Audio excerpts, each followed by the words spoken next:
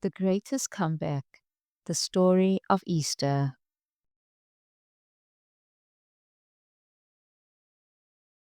For millions of people around the world, Easter tells a story of courage, love, and the greatest comeback in history.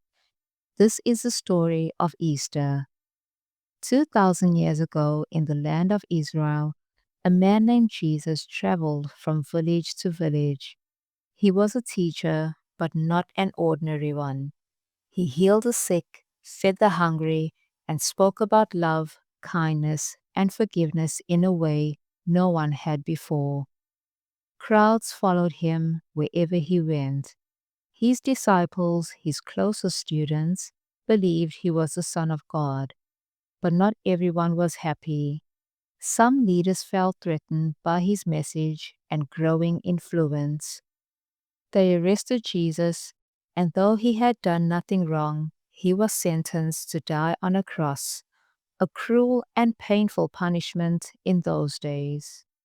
His followers were heartbroken. Their teacher, their hope, was gone.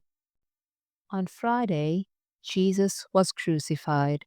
His body was placed in a tomb, a small cave sealed with a heavy stone. His followers wept, thinking this was the end. But then something unbelievable happened. Early on Sunday morning, a woman named Mary Magdalene went to the tomb. To her shock, the stone was rolled away and the tomb was empty. A shining figure appeared and said, "Don't be afraid. Jesus isn't here. He has risen, just as he promised." Soon after, Jesus appeared to his disciples alive again. He spoke with them, walked with them, and brought peace to their hearts. His resurrection, his return from death, became the foundation of Easter. It was a sign that love is stronger than hate and life is stronger than death. Today, Easter is remembered around the world.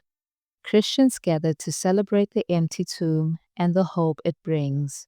They sing, pray, and share the story of Jesus' victory over death.